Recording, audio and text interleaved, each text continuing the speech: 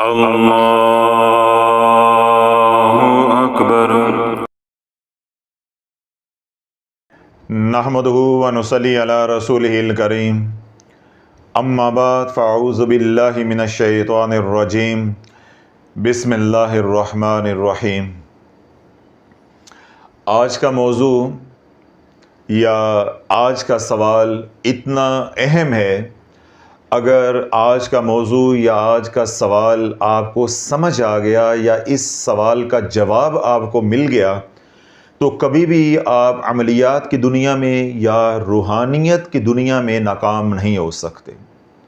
अगली बात, आज का सवाल या आज का मौजू उन लोगों को समझ आ गया जो अमलियात की दुनिया में या रूहानियत की दुनिया में या आसान ज़ुबान में कह लें कि वज़ाइफ़ की दुनिया में आकर उजड़ गए हैं और उनका कोई पुरसाने हाल नहीं है। वो डाएं मार मार कर अगर ना रोएं और वो ये बात ना कहें कि काश ये बातें हमें पहले किसी ने बताई होती या ये बातें हमें पहले मालूम होती तो आज शाफ़ी हमारा ये हाल ना होता, तब भी मैं ज़िम्मेदार हूँ।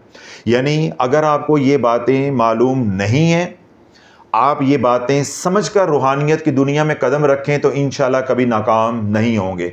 और वो हज़रात जो नाकाम हो चुके हैं उन्हें आज का ये बयान या आज का ये सवाल या आज का ये मौजू समझ आ जाता है। अगर वो अपने किए पर ना पछताएं या अपने नुकसान पे वो गमज़दा ना हो तो शाफ़ी ने क्या कहा कि शाफ़ी ज़िम्मेदार है। यानी मेरा अर्ज़ करने का मकसद ये है कि आज का जो मौजू है या आज का जो सवाल है वो इतना अहम है कि इस सवाल का जवाब हमें मालूम नहीं था तो आज उम्मत उस गर्दाब में फंस गई है कि कोई ज़िम्मेदारी कबूल करने को तैयार नहीं है। क्यों? जो ज़िम्मेदार हैं उन्हें खुद ही मालूम नहीं है कि ये हम क्या कर बैठे हैं या ये किस मुसीबत में फंस गए हैं और इनको हमने निकालना कैसे। और वो सवाल क्या है या आज का मौजू क्या है? वो ये है कि हज़रत साहब हम वजीफ़ा करते हैं, कुछ वक्त के बाद हालात ठीक हो जाते हैं और कुछ वक्त ठीक भी रहते हैं, मगर कुछ दिन के बाद फिर वैसे के वैसे ही हो जाते हैं। यानी हमने अमल किया, कुछ अफाका हुआ, उसके बाद दोबारा से वो अमल जो है वो या रुकना शुरू हो गया तो या हालात पहले की तरह ख़राब होना शुरू हो गए। हम इलाज करवा करवा के थक गए हैं और ख़ुद भी वजीफ़े पढ़ पढ़ कर हज़रत साहब मायूस हो गए हैं। आखिर हमारे वज़ाइफ़ का असर क्यों नहीं आ रहा या हमारा इलाज क्यों कामयाब नहीं हो रहा? कहाँ पे गलती है, हमारी रहनुमाई फरमा दें। मैंने क्या कहा था कि अगर इस सवाल का जवाब रूहानियत के मुसाफिरों को या अमलियात के मुसाफिरों को मालूम हो तो वो कभी गुमराह नहीं होंगे, कभी रजत का शिकार नहीं होंगे। इसी तरह वो हज़रात जो मुसीबतों में फंस चुके हैं उन्हें अगर इस सवाल का जवाब मालूम होता तो कभी उनको ये भयानक दिन देखना नसीब ना होते। अब ज़रा तवज्जो रखिएगा। सवाल क्या है कि हम अमल करते हैं, कोई वजीफ़ा पढ़ते हैं, वो वजीफ़ा 4 दिन, 5 दिन, 10 दिन, महीना, 1.5 महीना, 2 महीने, 4 महीने तो वो चलता है। उसके बाद वो वजीफ़ा बेअसर हो जाता है, यानी उस वजीफ़े से वो काम नहीं बनता, हालात दोबारा से वही होना शुरू हो जाते हैं जहाँ से हम चले थे। तो अब बहैसियत एक इंसान के, बशर के, हम वज़ाइफ़ कर करके थक गए हैं, इलाज करवा करवा के थक गए हैं, बनती नज़र नहीं आ रही। अब सुने, वज़ाइफ़ की 4 बुनियादी शराइत हैं। कितनी? 4 बुनियादी शराइत हैं जो कि आपको इल्म नहीं है, ना हमारे पेशवाओं ने बताई और ना ही मुझे बताई।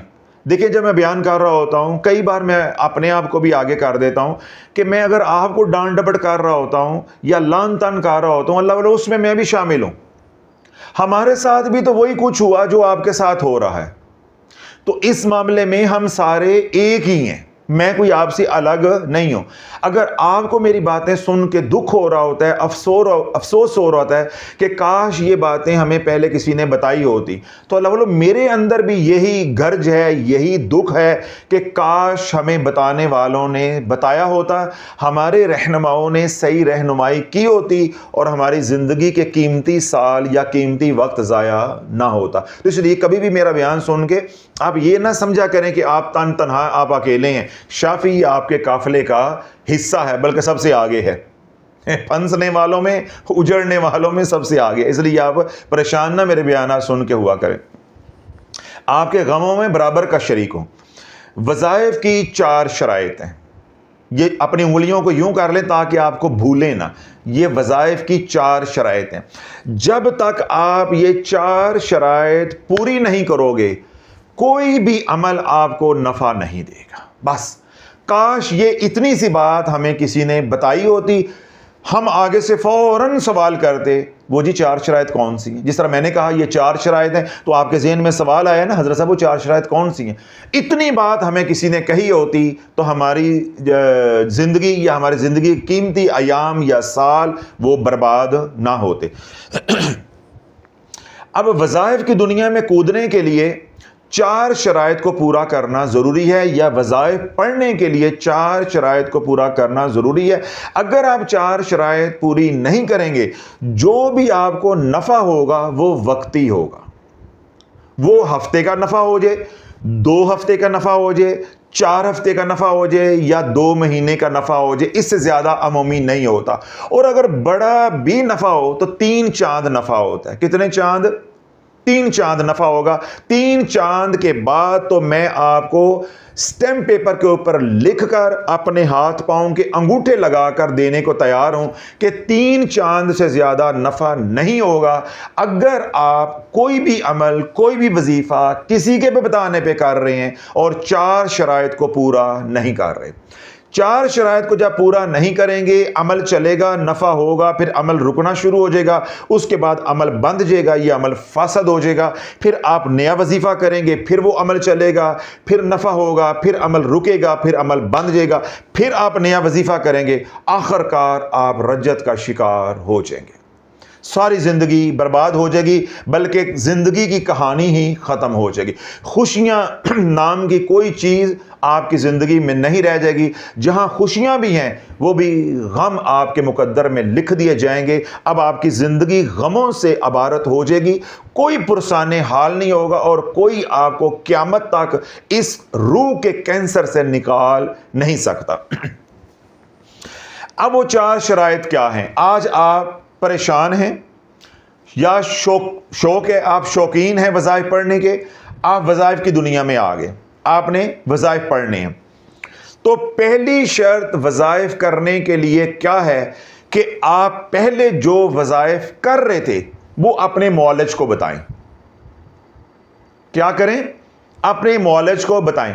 देखिए आपके ज़ख्म हरे होने हैं तो आपने रोना भी नहीं, परेशान भी नहीं होना, क्योंकि मैंने पहले कह दिया है कि आप यूं समझें कि आप बयान कर रहे हैं, मैं सुन रहा हूं, मैं आपके काफिले का हिस्सा हूं। मैंने अभी पहली बात बोली है कि जब आप वज़ाइफ की दुनिया में उतरें, आप कोई वजीफ़ा करने लगे हैं, आप अपने मौलज को बताएं कि पहले मैं क्या अमाल कर रहा हूं, और मौलज की जिम्मेदारी है कि वो अपने मरीज़ से, तालिब से पूछे कि पहले तुम क्या क्या पढ़ रहे हो। अभी आपके ज़हन में बात आई है, हमें तो ना किसी ने पूछा तो ना किसी ने बताया। भाई मैं यही तो कह रहा हूं, हमारे साथ भी यही हुआ है। तो इसलिए अपना दिल छोटा नहीं करें, बस आप सुनते जाओ। पहला काम मौलज का है, जिम्मेदारी मौलज की है। और अगर आप वजीफ़ा सोशल मीडिया से ले रहे हैं, किसी किताब रसाले से ले रहे हैं, तो फिर सारी जिम्मेदारी आपके ऊपर आयद होनी है, क्योंकि सारे जाकर तो नहीं पूछ रहे ना। 99% जो है वो तो घर बैठे खुद ही मरीज हैं और खुद ही मौलज हैं, अपने हिसाब से वजीफ़ा लेते हैं सोशल मीडिया से, किताब से, रसाले से, और पढ़ना शुरू कर देते हैं। तो माशाल्लाह मदारी ने तो अंत मचा दी ना कि मरीज ही मरीज का इलाज कर रहा है। रसाला किन से भरा हुआ है? मरीजों से। मैंने ये पढ़ा तो ये हो गया, मैंने ये पढ़ा तो ये हो गया। मरीज मरीजों के इलाज कर रहे हैं। ये क़यामत नहीं है तो और क्या है? ये क़यामत नहीं है तो और क्या है? यानी मौलज मरीज का इलाज करे तो बात समझ आती है। इस मुल्क में इतनी अधेर नगरी है कि मरीज ही मरीज का इलाज कर रहा है। वो बता रहा है जी मैंने ये पढ़ा तो ऐसे हो गया, अब आप भी पढ़ो, तो पैसा कोई और कमाए जा रहा है। तो पहला काम यह है कि आपका मौलिज पूछे कि आप कौन से वज़ाइफ कर रहे हो। अगर कोई वजीफा ऐसा है जो अमल आप करने जा रहे हैं उसके साथ टकराता नहीं है, उसकी वो इजाज़त दे देगा। वगरना जो 4 शराइत हैं उनमें सबसे पहली शर्त क्या है कि आपको तमाम वज़ाइफ बंद करना पड़ेंगे, फिर आप कोई वजीफ़ा कर सकते हैं। या वो वज़ाइफ जिनकी आपने पहले किसी की रहनुमाई में, रहबरी में ज़कात दी हुई है। जिस तरह मैंने कहा कि आप बताएं अपने मौलिज को और मौलिज आपसे पूछे कोई महफूज अमल है, काबिल ज़िक्र अमल है, ठीक है, जिसको बचाया जा सकता है या बचाना ज़रूरी है या बेज़रर है, जो आज आप अमल कर रहे हैं उसके साथ टकराता नहीं है, तो वो छोड़ दिया जाएगा। बाकी तमाम वज़ाइफ आपको बंद करना पड़ेंगे। और अगर आप अवामुन्नास हैं तो आपको 100% वज़ाइफ बंद करना पड़ेंगे, वरना टंगे नहीं टुंगे जाओगे। पहली शर्त। अब आप पहली शर्त ही पूरी नहीं कर सके तो मुझे बताओ जो आज उम्मत के साथ हाल हुआ है, जो हशर हुआ है, ये पहली शर्त नहीं पूरा कर दिया। जब आप वज़ाइफ की दुनिया में उतरेंगे, वो वज़ाइफ जो आपने किसी की सुपरविजन में किए हैं, जिनकी ज़कात दी हुई है, वो तो आपके बच जाएंगे। वो 1 हो, 2 हो, 3 अमाल हो, वो बच जाएंगे, वो मुआलिज तय करेगा। बाकी सारे बंद करने पड़ेंगे। और अगर है अवाम रसालों से पढ़ पढ़ के, टिकटॉक से लेकर, ठीक है, शॉर्ट्स देख देख कर वज़ाइफ शुरू किए हैं, आपको 100% वज़ाइफ बंद करना पड़ेंगे। आप मामूल के मुताबिक 5 वक्त की नमाज पढ़ेंगे, कुरान की तिलावत करेंगे, दुरूद पाक जितना मर्जी पढ़ें और एक तस्बीह इस्तग़फ़ार की करेंगे। आप ये सिर्फ 4 अमाल कर सकते हैं, कोई वजीफा नहीं कर सकते। अगर वजीफे के साथ वजीफा करेंगे, दोनों की एनर्जी, दोनों का मजाज आपस में नहीं मिल रहा, वो वजीफा तुझे बर्बाद करके रख देगा। अब मैं मिसाल के तौर पे सूरह यासीन रोजाना पढ़ता हूं या कोई पढ़ता है।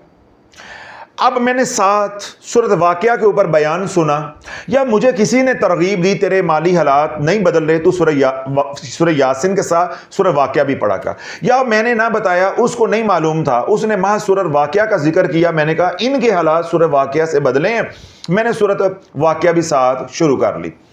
अब क्या होगा कि सूरह यासीन में पहले 10 साल से पढ़ रहा हूं, 5 साल से पढ़ रहा हूं, 15 साल से पढ़ रहा हूं या बचपन से पढ़ रहा हूं। आज मैंने सूरत वाक़या के ऊपर बयान सुना, उसके फ़ज़ाइल सुने या किसी की कामयाबी को देखा, तो मेरे अंदर भी ख्वाहिश पैदा हुई कि मैं भी सूरह वाक़या पढ़ूं। अब मैंने साथ सूरह यासीन के शाम के वक्त सूरत वाक़या भी पढ़ना शुरू कर दी। अब मैंने सूरत वाक़या जब पढ़ना शुरू कर दी, उसको 15-20 दिन तो गुजरेंगे तो तब जाकर उसकी तासीर आएगी। पहले 8-10 दिन, 15 दिन, महीना तो पता नहीं चलेगा। 2 वजीफे आप लेकर चल रहे हैं, कोई पता नहीं चलेगा। यह भी मुमकिन है कि सूरह वाक़या की जो मुस्बत तासीर आ रही है उससे आपको कुछ नफ़ा होना भी शुरू हो जाए, तो आप ये समझेंगे कि मुझे वजीफे से नफ़ा हो रहा है। जब सूरह वाक़या की 15 दिन के बाद, 3 हफ्ते के बाद, 4 हफ्ते के बाद, 6 हफ्ते के बाद तासीर आती गई, आपको थोड़ा थोड़ा नफ़ा होता गया, आपको हौसला हुआ, दिल लगना शुरू हो गया कि हमारा कारोबार खुल रहा है, हमारा रिज़्क़ खुल रहा है। जब सूरह वाक़या की 6 हफ्ते के बाद, 8 हफ्ते के बाद, 9 हफ्ते के बाद, या मैंने कहा ज़्यादा से ज़्यादा 3 चांद, इससे ऊपर जा ही नहीं सकता, 3 चांद का क्या मतलब है? 12 हफ्ते या 12 जुमेरातें। 12 जुमेरातें आपको हल्का हल्का नफ़ा होता रहा। अब हल्का हल्का नफ़ा होने का आज की ज़ुबान में क्या मतलब है कि आप जो एनर्जी प्रोड्यूस कर रहे हैं सूरत वाक़या से, वो पीक पर पहुंच गई। किस पे पहुंच गई? पीक पे। इधर मैं सालों से पढ़ रहा हूं सूरह यासीन, अब ये 2 एनर्जी आपस में टकराई, इनका हुआ क्लैश, तो मैं हो गया बर्बाद। अब ये वजीफा रुक जाएगा। वजीफा क्या हो जाएगा? रुक जाएगा।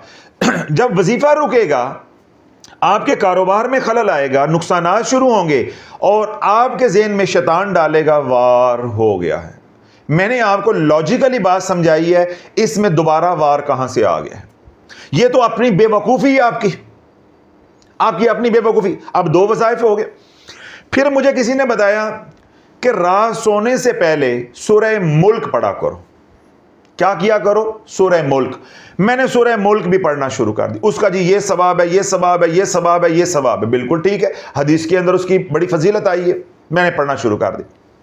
अब देखो सूरह यासीन जो है उसकी तासीर है मोतदल। जरा जागते रहिएगा। अब सूरह यासीन की तासीर क्या है? मोतदल, यानी जमाली भी है, जलाली भी है, और उसकी जो तासीर निकलती है वो है मोतदल। सूरह वाक़िया की जो तासीर है वो है जलाली।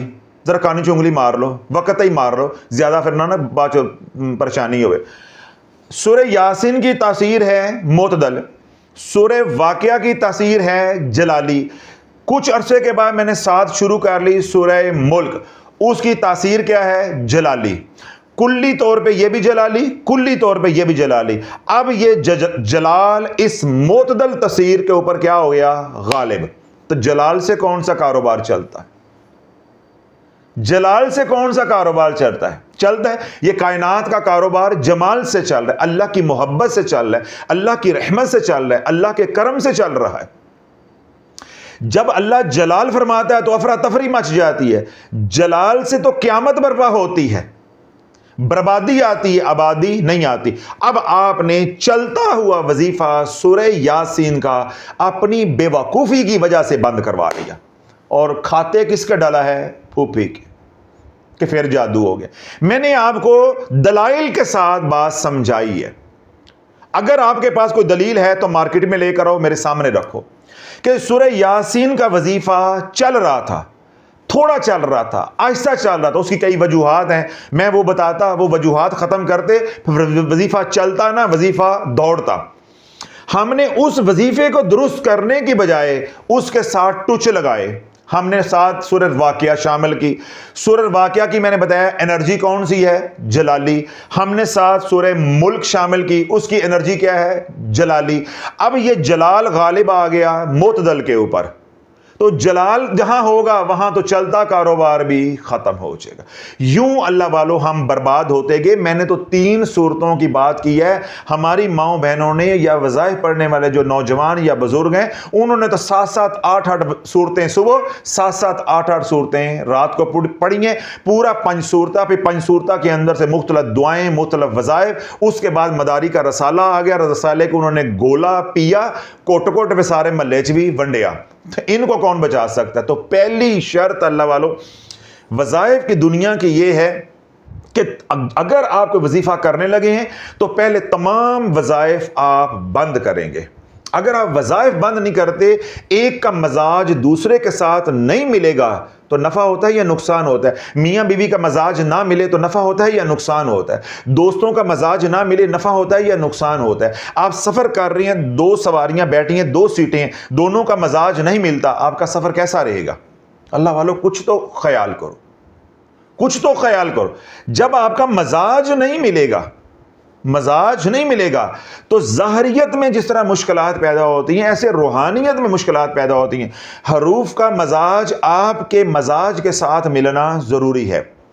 अब क्या होता है, अगर सूरह यासीन आप पढ़ रहे हैं और पढ़ते ही जा रहे हैं, पढ़ते ही जा रहे हैं शराइत के साथ, अल्लाह के कलाम का मौजज़ा यह है कि जब इसका मजाज आपके साथ नहीं भी मिलता तो कुछ अरसे के बाद मजाज मिलना शुरू हो जाता है। उसकी मैं दलील देता हूँ।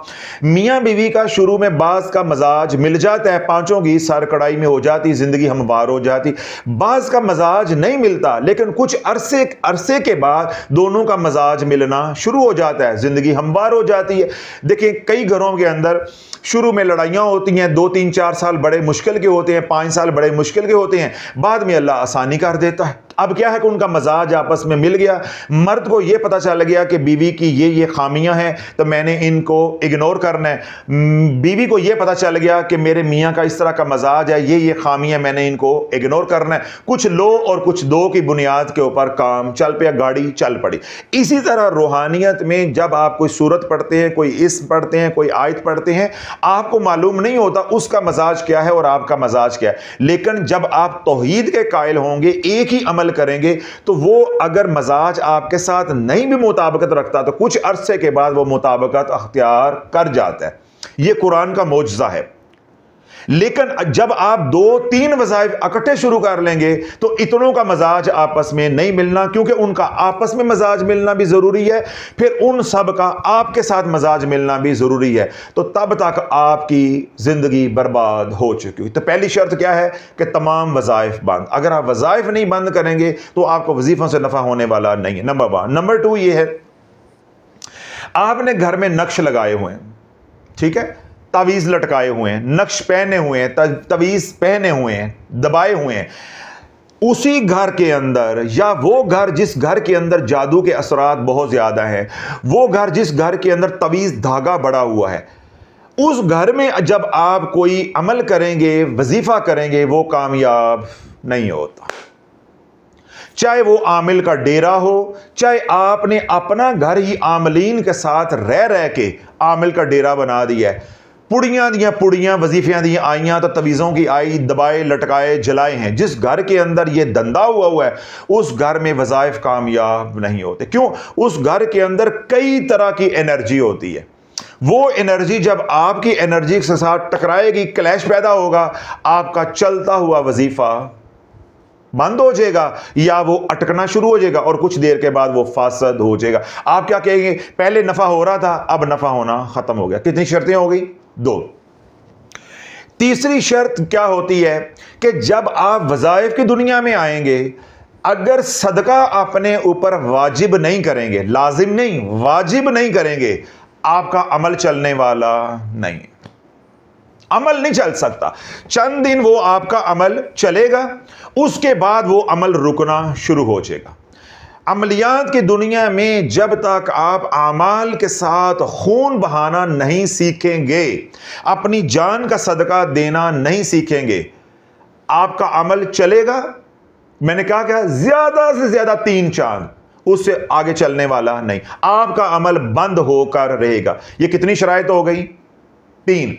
पहली मैंने बताई है कि तमाम वज़ाइफ बंद। एक वक्त में एक ही वजीफा हो सकता है, चाहे ज़कात दे रहे हैं, चाहे तासीर के लिए पढ़ रहे हैं, या किसी भी मकसद के लिए पढ़ रहे हैं, एक वक्त में आप एक अमल ही कर सकते हैं। दूसरी मैंने शर्त बताई है कि अगर नक्श लगाए हैं, तवीज़ लटकाए दबाए हैं, गले में पहने हैं, बाजू पे पहने हैं, उनकी मौजूदगी में जब आप वजीफा करेंगे, अगर उनकी एनर्जी आपस में टकरा गई तो आप रजत का शिकार हो जाएंगे, आपका अमल चलते चलते रुक जाएगा। 2 शर्तें होंगी। तीसरा यह है कि अगर किसी को ने आपको यह नहीं बताया या आपको यह शऊर इल्म नहीं है कि आमाल की दुनिया में खैरात करना वाजिब होता है, जब आप खैरात नहीं करेंगे, सदका खैरात, खास तौर पर अपनी जान का सदका नहीं देंगे, खून नहीं बहाएंगे, आपका अमल ज्यादा से ज्यादा चलेगा तो 3 महीने चलेगा, 3 महीने के बाद अमल बंद हो जाएगा।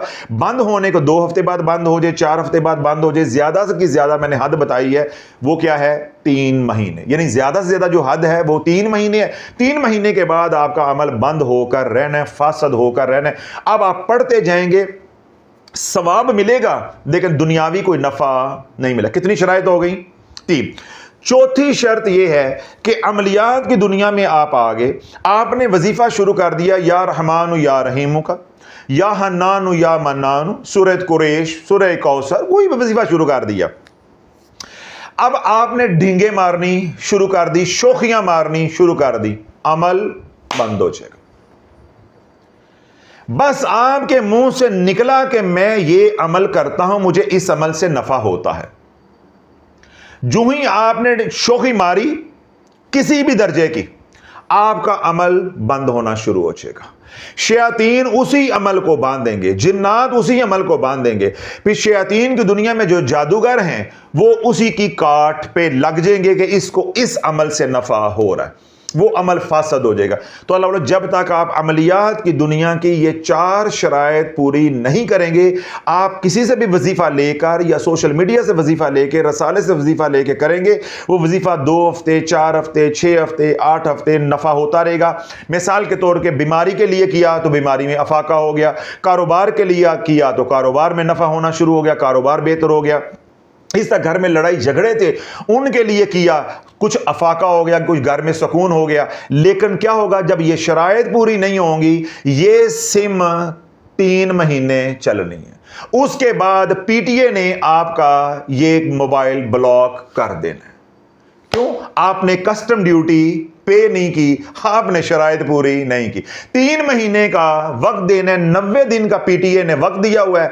90 दिन के बाद आपका मोबाइल ब्लॉक है, होने छनकना ही हैगा या वट्टा हैगा, पेपर वेट है, ऑफिस में रख लो, ऊपर कागज चलो हवा से उड़ेंगे नहीं, बच्चों को दे दे, चलो बच्चों गेम शेम खेल लेंगे, और ये अब किसी काम का नहीं रह गया।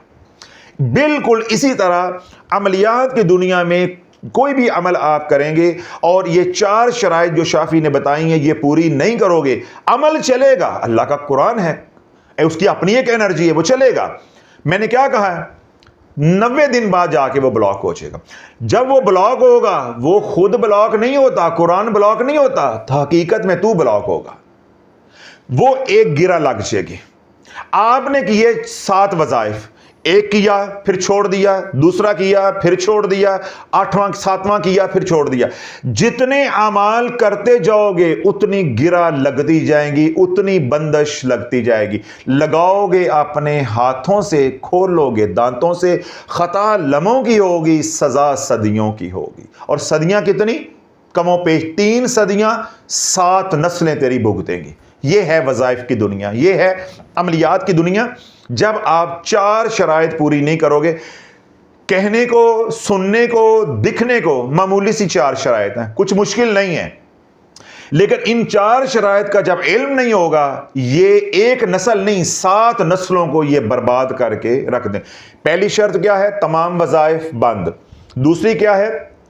हर तरह के नक्श लगे हुए हैं या ऐसा आलूदा माहौल है, उस माहौल के अंदर अमाल नहीं करने।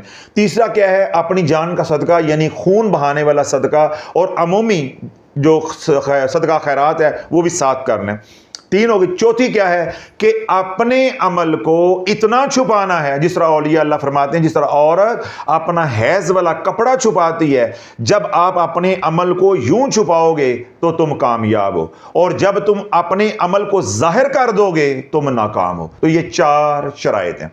अब अल्लाह बोलो, यहां तक बात अगर आपने सुन ली है तो आपको सारे सवाल का जवाब तो मिल गया है कि आप नाकाम क्यों हो रहे हैं, आप नाकाम क्यों हो रहे। अब जिन्होंने ये सवाल किया है उनके सवाल का मैंने जवाब तफसील के साथ दे दिया है कि आप नाकाम इसलिए हो रहे हैं कि आप कई वज़ाइफ पढ़ रहे हैं, उनकी शराइत पूरी नहीं कर रहे। फिर क्या है कि आपने घर में नक्श लगाए हुए हैं, पहने भी हुए हैं, और उस माहौल के अंदर आप वज़ाइफ कर रहे हैं जिस माहौल के अंदर कई तरह की एनर्जी है, पोल्यूटेड माहौल है, आलूदा माहौल है। दूसरा क्या है कि आप पढ़ाई पे जोर डाल रहे हैं, खैरात पे जोर नहीं डाल रहे।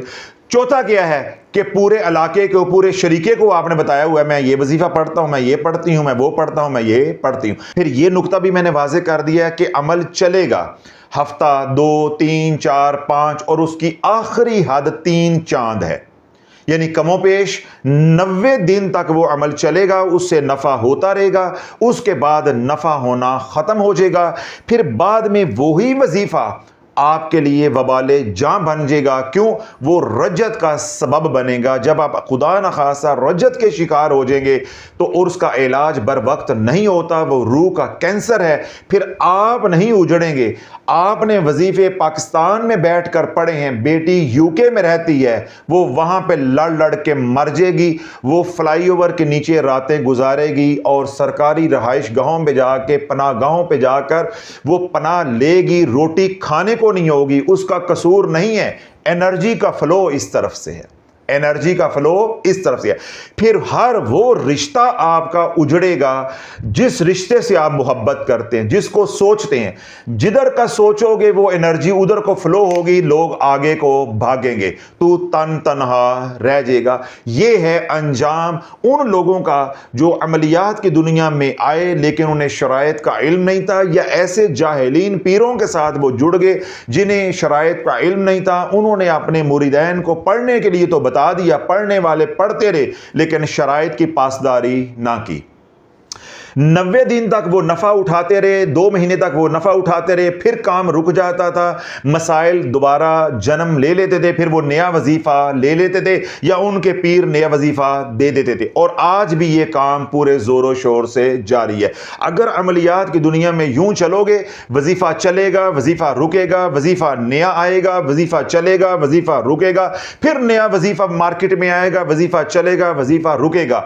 2-3 के बाद कोई एक वजीफ़ा लड़ गया तो बस फिर 7 नस्लें बर्बाद। ये सारी कहानी आपको रॉकेट साइंस समझ आ गई कि हम वज़ाइफ की दुनिया में नाकाम क्यों होते हैं या हमारे वज़ाइफ चलते चलते रुक जाते हैं।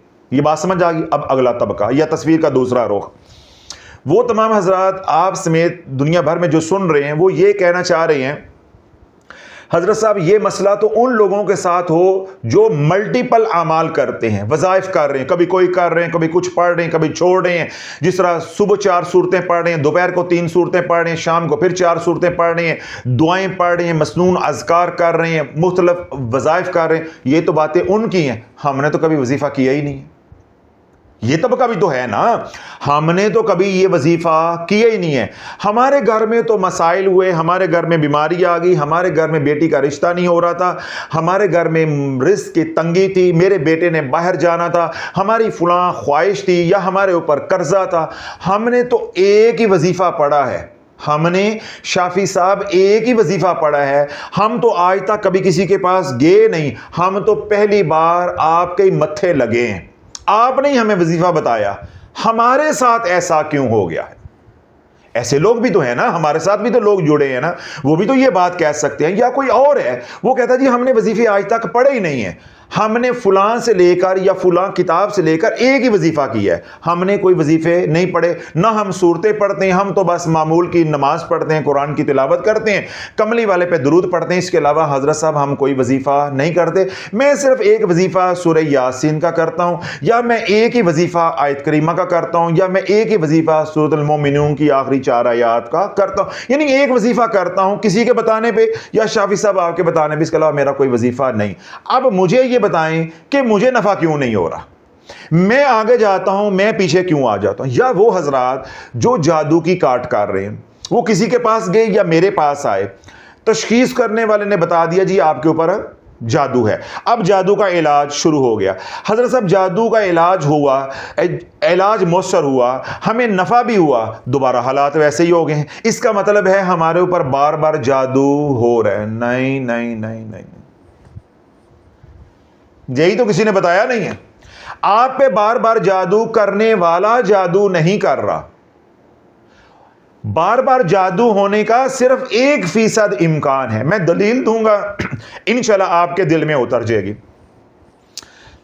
आपकी दुश्मन है फूफी, आपकी दुश्मन है जेठानी, दुरानी, सास, बहू, कोई होता ही है ना घर में, खानदान में, या हमसाया है, या किसी का कोई शाज़ो-नाज़ो दोस्त हो गया, जो कि बहुत कम होता है, अमूमी तौर पे अपने ही होते हैं। आप जरा अपने दिल पे हाथ रख के कहें कि जब आप दुनिया भर से जुमेरात को या एतवार को मेरे पास आते हो, खुशी से आते हो, तुम्हें तुम्हारी मजबूरियां लेकर आती हैं, डेरों किराया लगाते हो, पैसा जमा करते हो, लोगों से मांगते हो, अगर वो लोग जिनको अल्लाह ने दिया भी है तो वो भी खुशी से किराया लगाकर नहीं आते। बेलने में हाथ आया, मजबूरियां लेकर आती है ना शाफी के पास। आपका 10,000 रुपया लगता है किराया या आपका 20,000 रुपया लगता है, और यहां आकर एक टोकन आप लेते हो। मुझे बताओ, ये जितना पैसा भी आपका लगा, जहां से आप सफर कर रहे हैं उस हिसाब से पैसा लगेगा ना। मुल्तान से जो आ रहा है उसका 200-400 का पेट्रोल लगा, एक टोकन लगा, इंतजार करना पड़ा, बारी आई, फिर मैंने बताया, मुलाकात हुई, वगैरह वगैरह। एक बंदा जो है वो सवात से आ रहा है, गिलगित से आ रहा है, कराची से आ रहा है, कोयटा से आ रहा है, दूर से आ रहा है, उसका हजारों रुपया किराया लगा। अगर वो 2-3 लोग आ रहे हैं, उनका 1 लाख रुपया खुल गया। मैं सिर्फ सवाल ये करना चाहता हूं, दिल पे हाथ रख के कहो, ये 1 लाख रुपया खुशी से लगाया है?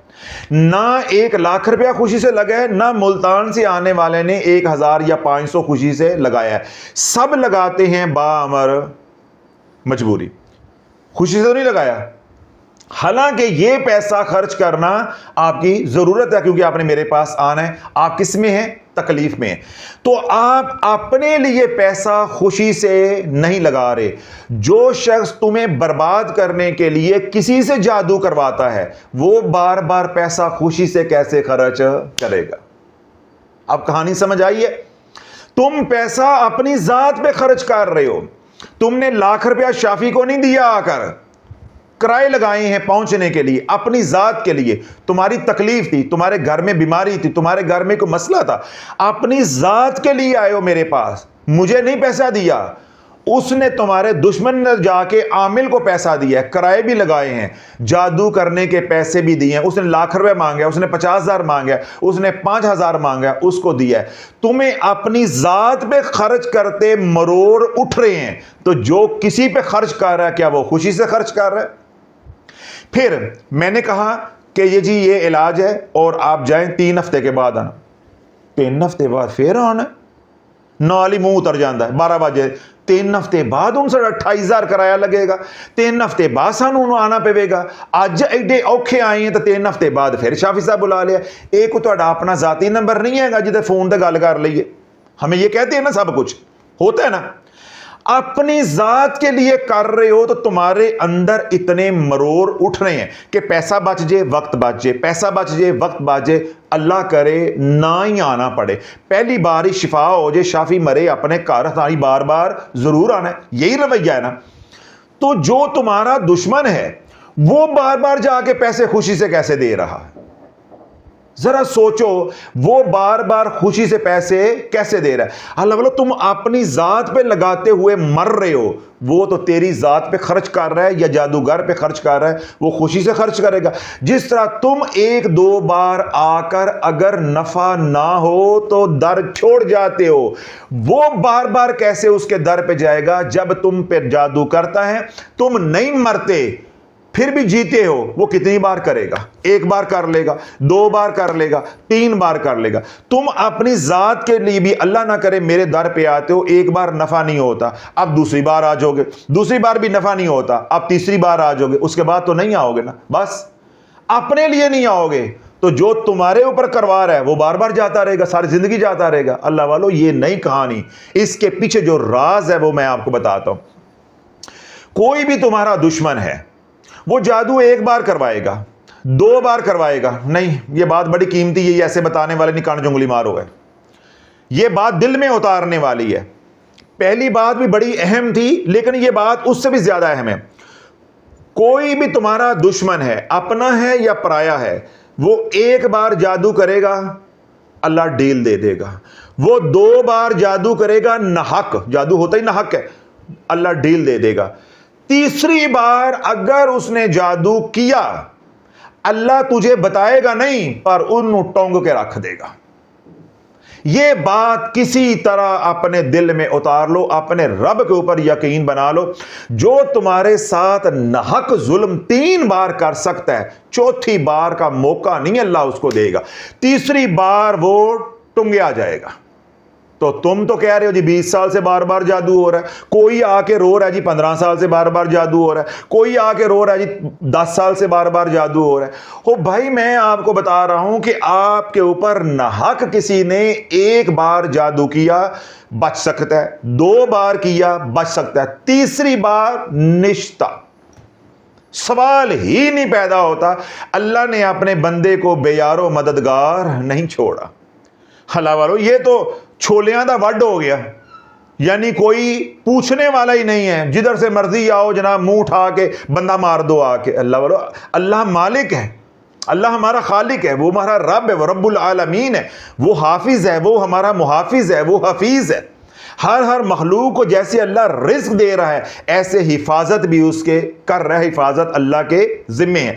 तो 3 बार अगर किसी पे जादू किसी ने किया तो 2 बार तो वो बच जाएगा, तीसरी बार ना जादू अल्लाह चलने देता है और करने वाले को भी अल्लाह टोंग देता है। ये तुम्हारे पे बार बार जो हो रहा है, ये कड़ी गिदरसन की, ये कड़ी रॉकेट साइंस है। अब सुनो कि तुम्हारे ऊपर बार बार क्यों होता है। जादू क्या है? Negative energy. जादू क्या है? Negative energy. तो नेगेटिव एनर्जी सिर्फ जादू से नहीं आती। रफड़ यह है कि आपको ये किसी ने बात आज तक समझाई नहीं। नेगेटिव एनर्जी, शैतानियत सिर्फ जादू से नहीं आती। आप जादू का इलाज कर रहे थे, बीमारी का इलाज कर रहे थे, बंदिश का इलाज कर रहे थे, आपका इलाज बिल्कुल ठीक जा रहा था, इलाज ठीक जा रहा था, आपने नमाजें छोड़ दी, नेगेटिव एनर्जी पैदा होना शुरू हो गई। जब नेगेटिव एनर्जी पैदा हुई, जितना आपने सफर किया था वो रुक गया, और अगर एनर्जी ज्यादा थी तो रिवर्स लग गया, ते नारे लग गए, बल्ले बल्ले थी गई, फुफी ने दोबारा वार कर दिता। इसमें फूफी कहां से आ गई है? नाफरमानी की वजह से नेगेटिव एनर्जी जनरेट होगी। आप वजीफे कर रहे थे, इलाज कर रहे थे, इलाज कामयाब जा रहा था, आपने हलाल और हराम की तमीज किए बगैर रिस्क कमाना शुरू कर दिया, आपके घर में रिश्वत का पैसा आ गया, हराम का पैसा आ गया, आपने उससे नफा उठा लिया, अमल चलते चलते रुक गया या अमल रिवर्स हो गया, तो आवाज लग गई फुफ्फी ने जादू कर देता है। मुझे बताओ फुफ्फी यहां से कहां से आ गई? इस तरह आप आमाल कर रहे थे, वजीफा कर रहे थे, इलाज कर रहे थे, आपने कभी पढ़ा, कभी छोड़ा, कभी रात को कभी किया, कभी दिन को किया। जिस रात को एक मुझे खातून कह रही, हज़रत साहब मैं खिजरी अमल की ज़कात देनी है तो दरमियान में उठ के घर के काम कर सकती हूं? नहीं, मैं कहूं तेरे घर के काम मेरे जिम्मे ने। आप जरा समझो मेरी बात, इसको मजाक नहीं समझो। ये दीन के साथ मजाक है, रूहानियत के साथ मजाक है, अमलियात के साथ मजाक है। अब आपको समझ आई है कि ये उम्मत टुंगी क्यों गई है। यानी मेरे बयाना सुनने के बाद भी वो औरत कैसी बेवकूफ वाली बात कर रही है। हजरत साहब मैंने खिजरी अमल की ज़कात तो देनी है, दरमियान घर दे काम काज भी कर सकनी है। अब आप देखें ये उम्मत को शऊर है। और मुसाफिर किसके बन गए हैं? रूहानियत। ये तो वही है ना जड़ी ये 72 सीटां दे जड़े मुसाफिर है ने, मूली वाले पराठे खा के सफर करने वाले हूँ डाइवो च बह जाना तो जुतियां खा के ही उतरना है ना। नहीं समझ आई शाफी क्या कह रहा है? ए मूली के पराठे खा के 72 सीटी गड्डी च बह के सफर करने वाले या ट्रेनों में सफर करने वाली जो सवारियां, वो जो स्टफ होता है खास तरह का, अब ये बैठ जाए किसी ना किसी तरीके से डाइवो में। हूं दसो डाइवो का की कसूर है? रगड़े गए ना सारे। एदा ना रजत है। यानी ये स्टफ वजाइफ वाला था ही नहीं, इनको पीरों ने इधर ला दिया। वजाइफ होते हैं खवास के लिए, अवाम के लिए नहीं होता। अवाम के लिए मोटा मोटा जिक्र होता है, तस्बीह फातिमा कर ली, दुरूद पाक पढ़ ली, इस्तगफार कर लो, कुरान की तिलावत करो, अल्लाह से मांगो, खलास। नफली इबादत खवास के लिए होती है, मुस्तहब अमाल खवास के लिए होते हैं। लेकिन क्योंकि अब उम्मत आ गई है, अब ये क़यामत तक निकल नहीं सकती। अब वजीफा चल रहा था, गीबत करना शुरू कर दी, रिश्तेदारों को गालियां निकाली, बुराइयां की, नेगेटिव एनर्जी जनरेट हुई, उसने वजीफे को बांध दिया, वजीफे को मुतासर कर दिया। नमाज छोड़ दी, वजीफा चलता चलता रुक जाएगा। नमाजें 5 दी, कभी 4 कर दी, कभी 3 कर दी, वजीफा रुक जाएगा। इसी तरह वजीफे के साथ दरूद पढ़ना छोड़ दिया, वजीफा रुक जाएगा। वजीफे के साथ सदका खैरात करना छोड़ दिया, वजीफा रुक जाएगा। फिर वजीफे के साथ वजीफा पढ़ना शुरू कर दिया। वो जो 4 शराइत पहले बता कर आया हूं उनमें से कोई तोड़ दी, यानी दीगर वेले वजू टूट गया तो दोबारा वजीफा रुक जाएगा। अब जब वजीफा रुकेगा, काम रुकेगा, तो नारा लगेगा फूफी ने जादू करता। अब तक मैंने जितनी बात की है इसमें मुझे बताओ तुम्हारा शरीका कहां है, जादू करने वाला कहां है? हम खुद वजीफे को बांध रहे हैं, हम खुद वजीफे को फासद कर रहे हैं। समझाना अल्लाह वालों ये चाहता हूं कि जो भी तुम्हारा दुश्मन है, मैं उस पर शक नहीं कर रहा है, इसमें कोई शक नहीं है। जितना भी बड़ा तुम्हारा दुश्मन होगा, किसी के पास पैसा फजूल नहीं है। मैंने दलील दी है, तुम अपने लिए मेरे पास आते हो, अल्लाह ना करे 3 बार आओ, तुम्हें शिफा ना हो या फर्क ना पड़े, आप चौथी बार नहीं आओगे। तो जो तुम्हें मारने के लिए जा रहा है वो बार बार कैसे पैसा खर्च कर सकता है? उसके बाद हम अपने आप को खुद बर्बाद कर रहे होते हैं। यानी हम अमल कर रहे हैं, हम इलाज कर रहे हैं, हमारा इलाज चलते चलते रुक जाता है। क्यों रुक जाता है? उसके मैंने दलाइल दिए हैं कि उसकी वजूहात बताई हैं कि हम नमाजों में सुस्ती करते हैं, कुरान की तिलावत में हम सुस्ती करते हैं, दुरूद पाक में हम सुस्ती करते हैं, सदका खैरात में हम सुस्ती करते हैं, गुनाह किए जाते हैं। जब गुनाह किए जाते हैं तो नेगेटिव एनर्जी बढ़ जाती। जब वो एनर्जी बढ़ जाएगी वो आगे पुल बांध देगी, बंद बांध देगी। जब बंद बांध देगी वजीफा रुक जाएगा, और अगर बंद बहुत ऊंचा हो गया तो वजीफा मुकम्मल तौर पर ही फासद हो जाएगा, अमल रुक जाएगा। अब आप वजीफा पढ़ोगे लेकिन नफा नहीं होगा। वजीफा खराब किसने किया? आपने खुद। और जिम्मा किसका लग गया? दुश्मनों के। और अगर दुश्मनों में अपना कोई शरीका है, फुफ्फी है, तो खाते डाल गया फुफ्फी के। हजरत साहब वो मैं पढ़ रहा था ना वजीफा, हजरत साहब वो मैं वजीफा पढ़ रही थी ना तो बड़ा आराम था। उससे ना 1 दिन पहले मैंने ख्वाब देखा कि मेरी फुफ्फी जो है ना वो दुपट्टा लेकर, तो उसने कोई चीज़ यहाँ रखी हुई थी, बस उसने हजरत साहब जाके ऐसे जलाई है, अगले दिन हमारे घर के हालात ख़राब होना शुरू हो गए। कुल रॉकेट साइंस है जो अवाम लिए फिर रही है। हो भाई फुफ्फी नहीं है, वो शयातीन है। हर बयान में समझाता हूं कि वो फुफ्फी नहीं है, मत रिश्तों को तोड़ो, बदनाम करो। वो खाला नहीं है, वो सास नहीं है। ये शयातीन जो नेगेटिव एनर्जी से मुजस्सम होते हैं, ये जो एनर्जी है भी एक शक्ल अख्तियार करती है, ये उसकी शक्ल अख्तियार करेगी जिससे आपको मुखालफत है, उसी की शक्ल में रात को आपको दिखाएंगे। और इंसान की कमजोरी क्या है कि ये जाहिर से असर नहीं लेता, ये ख्वाब का असर लेता है। ख्वाब में जब खाला नजर आ गई, शाफी जितना भी हलकान हो बयान कर करके, वो खाला अब बरियो जिम्मा नहीं हो सकती, फूफी बरियो जिम्मा नहीं हो सकती, हमसाया बेचारा अपनी इज्जत अब नहीं बचा सकता। ख्वाब देखने वाला कहेगा नहीं मैं आप ख्वाब विच वेख्या, मैं आप ख्वाब विच वेख्या गया। तू ख्वाब में जहन्नुम में जल रहा हो तो फिर इसका मतलब है कि तुझे जहन्नमी डिक्लेयर कर दिया जाए? नहीं नहीं जी, वो तो ख्वाब हुंदा है ना, है हुण अपने घर ते गल आई है, हो नहीं जी ख्वाब तो फिर ख्वाब ही हुंदा है ना। तू ख्वाब में अपनी मां से जिना कर रहा हो जो कि ख्वाब होता है, या तेरी मां से कई लोग जिना कर रहे हों, तो अब इसको हम अगले दिन जो है वो इसके पोस्टर लगा दें तो इस बात को मान लो नहीं जी एक गल करने वाली, ख्वाब तो ख्वाब ही हुंदा है, वो तो ख्वाब है, हकीकत थोड़ी हैगी है। जब अपने घर बात आई तो हकीकत की तरफ कहा नहीं जी वो ख्वाब ख्वाब होता है। और जब फूफी पे बात आई, नहीं जी मैं आप ख्वाब जरा साहब मैं आप वेखे अपनी अखी वेखे आए फिर तो शाफी की बात माननी नहीं है, तो फूफी बेचारी नहीं बच सकती, ना खाला बच सकती, ना हमसाई, ना सास, जो रिश्ता भी है वो बच नहीं सकता। अल्लाह वालों ऐसा नहीं होता। जो हमारे गुनाहों की वजह से एनर्जी जनरेट होती है वो एक शक्ल अख्तियार करती है। देखिए आप ये टेबल के ऊपर पानी गिराएं, पानी आप यूं गिराएंगे ना, जब टेबल के ऊपर पानी गिरेगा वो एक शक्ल अख्तियार करेगा, जिस तरह का टेबल होगा उसी तरह की वो शक्ल अख्तियार करेगा।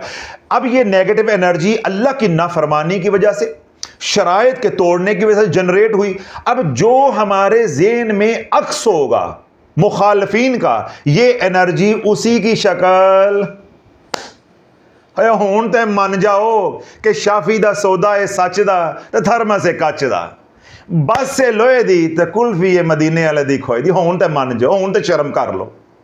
हर तरह आपको समझा दिया है, लॉजिकली समझा दिया है। जो बच्चे पढ़े लिखे हैं वो भी आज बात मान जाएंगे कि शाफी सच्चा रोंदा पे आए। अब ये पानी आपने गिराया, इसकी कोई शक्ल नहीं है, नेगेटिव एनर्जी की कोई शक्ल नहीं है। पानी ने वही शक्ल अख्तियार करनी है जो बर्तन की होगी। तो जैसा गंदा तेरा ज़हन होगा वैसे ही गंदे ख्वाब आने हैं। तेरे ज़हन में फुफी फंसी हुई है ते ख्वाब फुफी नजर आनी, वो नेगेटिव एनर्जी ने शक्ल बनानी है फुफी की। इस पानी की अपनी कोई शक्ल नहीं है, जिस बर्तन में डालोगे वही शक्ल ये अख्तियार कर लेगा। जग में डालोगे तो जग, कप में डालोगे कप, गिलास में डालोगे कप, ते बूथे छपाओगे तो बूथे की शक्ल, यानी मुंह में डालोगे तो मुंह की शक्ल अख्तियार कर। पानी की अपनी कोई शक्ल नहीं है, नेगेटिव एनर्जी की अपनी कोई शक्ल नहीं है। जिन लोगों के बारे में आपको गर्ज है, रंज है, दुख है, या आपके जहन में बात फंसी हुई है कि यही जादू करते हैं, आपको शक है, बस ये एनर्जी उसी की शक्ल अख्तियार करेगी और आपका ईमान भी खराब होगा और आपकी दुनिया भी खराब होगी। क्यों? ये सारे प्यारे रिश्ते खत्म हो जाएंगे, प्यारे रिश्ते खत्म। अब ये जादू कौन कर रहा है? हम अल्लाह की नाफरमानी करके कर रहे हैं। जिस तरह मैंने बताया 4 शराइत है, उनमें एक तोड़ दी, 2 तोड़ दी, नेगेटिव एनर्जी आ जाएगी। नमाज में सुस्ती हो गई, नेगेटिव एनर्जी आ गई। गीबत चुगली की, नेगेटिव एनर्जी आ गई। गाली गलोच की, नेगेटिव एनर्जी आ गई। दुकान पे बैठ के बदनजरी की, नेगेटिव एनर्जी। सोशल मीडिया देख देख के बदनजरी की, नेगेटिव एनर्जी आ गई। या कई और सोर्सेज हैं नेगेटिव एनर्जी के जराए हैं। किसी भी वजह से नेगेटिव एनर्जी दौराने इलाज पैदा हो गई, पहले वो वजीफे को स्लो करेगी और अगर एनर्जी ज्यादा हो गई तो वैसे ही बंद जाएगा, वजीफा बिल्कुल रुक जाएगा। अगली कहानी समझ आ गई? उससे अगली कहानी, हम नेगेटिव एनर्जी का इलाज कर रहे हैं, जादू का इलाज कर रहे हैं, कारोबार की बंदिश है हम इलाज कर रहे हैं, घर में कोई मरीज है या खुद कोई मरीज है उसका इलाज कर रहे हैं। मिसाल के तौर पे वो मर्द है, जरा तवज्जो रखिए, बड़ी हसास सी बातें आपने तवज्जो के साथ सुननी। हम जादू का इलाज कर रहे हैं, मर्द हैं औरतें दोनों को लेके चलूंगा, मर्द हैं, जादू का इलाज कर रहे हैं। आज 10 दिन हो गए, वजीफा मुयस्सर हो रहा था। वजीफा क्या हो रहा था? मुयस्सर। रात को मर्द है उसको हो गया एहतलाम। क्या हो गया? एहतलाम हो गया। एहतलाम हुआ रात को 10 बजे, मौसूफ उठे ही नहीं, नापाकी की हालत में सोए रहे। सुबह फजर की नमाज भी चलेगी, सुबह 8 बजे नहा धो के नाश्ता करके डकार लिया, दुकान पे जाकर बैठ गए। सारी रात नेगेटिव एनर्जी के साथ चिपके रहे, नेगेटिव एनर्जी उसके साथ चिपकी रही। नमाज पढ़ी नहीं है, नमाज के बगैर चले गए, या नमाज पढ़ कर भी गए, या फजर पे नहा भी लिया, इलाज के दौरान जो इतने घंटे नेगेटिव एनर्जी के साथ मस रहे यानी नापाक सोए रहे, जादू की जो शिद्दत है वो बढ़ना शुरू हो जाएगी, नेगेटिव एनर्जी का लेवल बढ़ना शुरू हो जाएगा। अब वो वजीफा रुकना शुरू। अब जिसने ये मामूल बनाया हो, इस तरह शादीशुदा हैं, उन्होंने हर दूसरे दिन या नहाना नहीं है, नापाक हो गए, खलवत कर ली और नापाक ही सोए, सुबह उठे, नहाए धोए, पेंट कोट पहना, टाई लगाई, डकार लिए, नाश्ता किया और दफ्तर जाकर बैठ गए। मुझे बताओ ये कौन सा इलाज कर रहे? वो खुद नेगेटिव एनर्जी जनरेट कर रहे। अब आओ, इस तरह खवातीन हैं, जिस तरह और मर्दों के साथ मसाइल हैं, इस तरह औरतों के साथ मसाइल। अब औरतें, कौन सी औरत है जो खलवत करके फजर की नमाज नहा के पढ़ती है? फिर ना कहना कि शाफी नंगा कर रहा है, शाफी ने सीधी सीधी बातें कर रही हैं। फिर ना कहना कि ये बेशर्मी की बातें, बेहयाई की बातें। ये बेहयाई की बातें नहीं है, ये गुनाह की बातें हैं, अल्लाह उसके रसूल की नाफरमानी की बातें। मैंने आपसे ये सवाल किया, वो कौन सी औरत है जो खलवत नहीं करती, और वो कौन सी औरत जो खलवत करके नहा के फजर की नमाज पढ़ती है? फिर कुरान को बदनाम करते हो, शाफी को बदनाम करते हो कि हमारे वजीफे नहीं चलते। अब औरत मर्द से मिल रही है, खलवत कर रही है, वो जायज काम है, उसके बाद नाजायज है, उससे नेगेटिव एनर्जी पैदा होगी। अब वो औरत ने नहाना है जोहर की नमाज के करीब जाके। औरतें अमूमी तौर पे 10-11 बजे से पहले नहाती नहीं है। रात को मुझे एक मां ने रो रो के कहा, हजरत साहब मेरी बेटी इस्तंजा नहीं करती, और किथे जावा, मेरी बेटी इस्तंजा नहीं करती, मेरी बेटी टिश्यू इस्तेमाल करती है, वो नमाज कैसे पढ़ेगी, वो कुरान की तिलावत कैसे करेगी? अब इस बच्ची का इलाज मां कर रही है, मुझे बताओ उस बच्ची का इलाज मां कैसे कामयाब करवा सकती? और बच्ची क्या कहेगी या मां क्या कहेगी? इतने सालों से वजीफे कर रहे हैं, इलाज कर रहे हैं, फर्क तो पड़ा नहीं। वो क्या कह रही है, हजरत साहब मेरी बेटी अस्तंजा नहीं करती। तो जो बच्ची 6 बच्चों की मां है, आगे जिसकी शिकायत लग रही है उसके 6 बच्चे हैं बेशर्म के, वो बच्ची अस्तंजा नहीं करती, नजासत को साफ नहीं करती, बस टिश्यू इस्तेमाल कर लिया, ट्राउजर ऊपर चढ़ा लिया। मुझे ये बताओ दिल पे हाथ रख के कि वो बच्ची, मैं क्या बच्ची रहा हूं, 6 बच्चों की मां है, वो मां जब खलवत करती होगी तो क्या तहारत अख्तियार करती होगी? मुझे बताओ कि उसके ऊपर कौन सा वजीफा चलेगा? ये है बार बार जादू होना, ये है फूफी का चक्कर, ये है फूफी का चक्कर। तो लो, अब औरत नापाक हो गई, शादीशुदा है, नापाक हो गई, अब उसने सुबह जा 10-11 बजे 12 बजे नहाना है। और कई खवातीन तो ऐसी हैं कि वो 4-4 5-5 दिन नहाती नहीं है, उसके दौरान उन्होंने 2 बार खलवत कर ली, 3 बार खलवत कर ली। एक औरत ने खुद मेरे मुंह पे कहा, हजरत साहब रोज ते मिलना हुंदा, हुण कौन नहांदा रवे रोज? रोज ते मिलना हुंदा है, रोज ते खलवत करनी हुंदी है, ते कौन रोज नहांदा रवे? ठंड है, पानी ठंडा है तो वाल सुकते नहीं है। अब मुझे बताओ इनके ऊपर नेगेटिव एनर्जी कैसे खत्म हो सकती है? और इल्जाम किस पे लगना है? मौलज के ऊपर। इल्जाम किसके ऊपर लगना है? कुरान के ऊपर। और इल्जाम किसके ऊपर लगना है? रिश्तेदारों के ऊपर कि इन्होंने दोबारा जादू कर दिया, कुरान से नफा नहीं हो रहा, फुलां के पास गए हैं उसके तवीज से नफा नहीं हुआ या उसके वजीफे से नफा नहीं हुआ, जबकि मुजरम खुद है। समझ आ गई? ये सबसे अहम बात है जिसकी वजह से अल्लाह वालों आज अमलियात की दुनिया में या रूहानियत की दुनिया में हम कामयाब नहीं हो रहे, या वज़ाइफ से हमें नफ़ा नहीं हो रहा। ये सबसे जो अहम बात थी वो मैंने पहले कह दी। ठीक हो गया? अब आगे चले। औरतें वज़ाइफ कर रही हैं, ठीक है, औरतें वज़ाइफ कर रही हैं, मर्द वज़ाइफ कर रहे हैं। जो ही सुबह इशराक का वक्त होगा, जागते रहिएगा और आंखें खुली रखनी है, इशराक का वक्त होगा यानी सूरज तुलू हो रहा है, जादू का असर बढ़ना शुरू हो जाएगा। ये वो बारीक बातें हैं जिनका इस उम्मत को इल्म नहीं है। आप बिल्कुल पाक साफ है, ये जो मैंने पहले बातें की हैं इनका आपके साथ कोई ताल्लुक नहीं है, आप बिल्कुल ठीक जा रहे हैं। इसके बावजूद जो ही इशराक का वक्त होगा आपके जादू के अंदर शिद्दत आना शुरू हो जाएगी, अगर आप उस वक्त अल्लाह के जिक्र में नहीं है। इसलिए हुक्म है कि नमाज फजर की पढ़ के वहीं बैठो और अल्लाह के जिक्र में मशगूल रहो। अगर आप सूरज निकलता है उस वक्त आप सोए हुए हैं, अल्लाह के जिक्र में नहीं है, जादू की शिद्दत बढ़ जाएगी, वजीफा रुकना शुरू हो जाएगा, पोली पोली ढोलकी बजना शुरू हो जाएगी, फूफी दुपट्टा करके छां करके ते आगे नजर आना शुरू हो जाएगी, हल्की हल्की शबी आना उसके शुरू हो जाएगी। किस वजह से? कि इशराक के वक्त सोए हैं।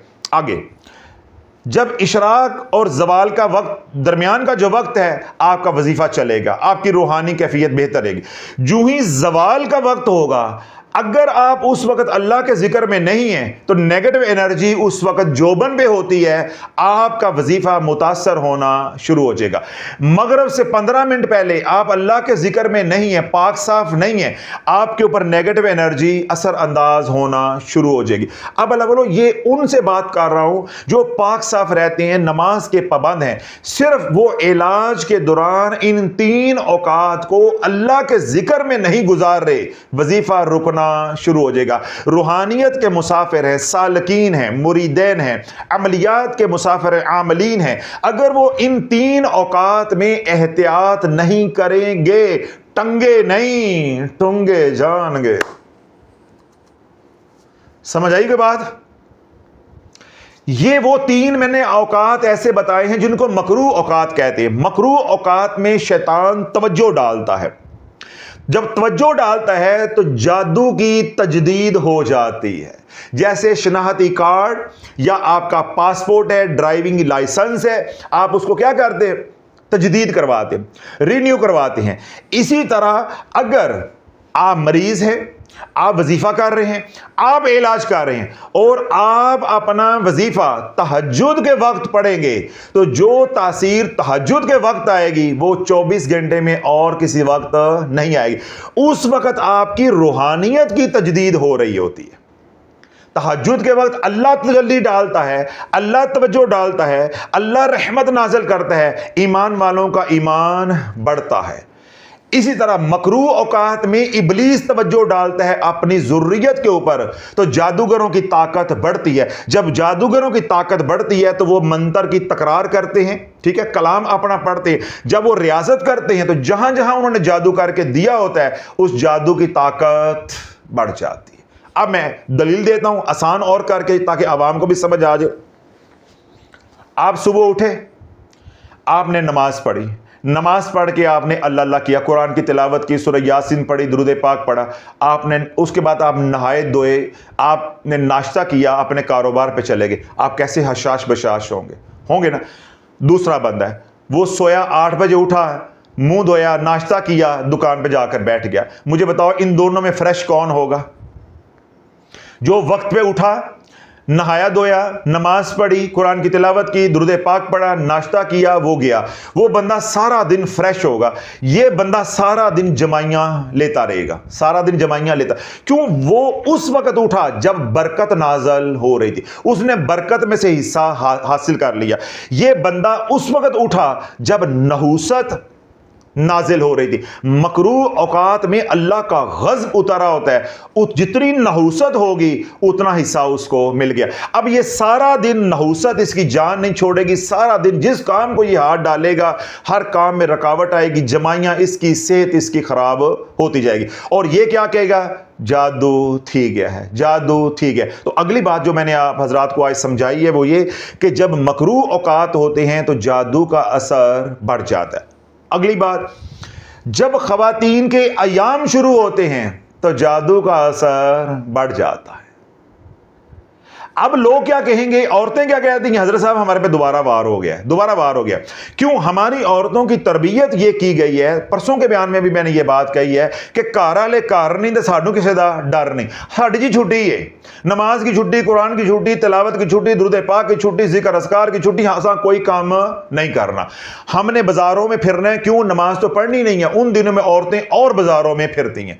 तो अल्लाह जब नेगेटिव एनर्जी बढ़ी, मैंने शुरू में क्या कहा कि अल्लाह की नाफरमानी की वजह से, नापाक रहने की वजह से जब नेगेटिव एनर्जी बढ़ी, जब थोड़ी सी बढ़ेगी तो वो पहले वजीफे को रोकेगी, अगर ज्यादा बढ़ जाएगी तो वो बंद बांध देगी, यानी वो हेलिंग एनर्जी के ऊपर या पॉजिटिव एनर्जी के ऊपर जब गालिब आ जाएगी तो हमारा वजीफा बंद जाएगा, इलाज चलता चलता रुक जाएगा, हमें बल्कि लेने के देने भी पड़ जाएंगे।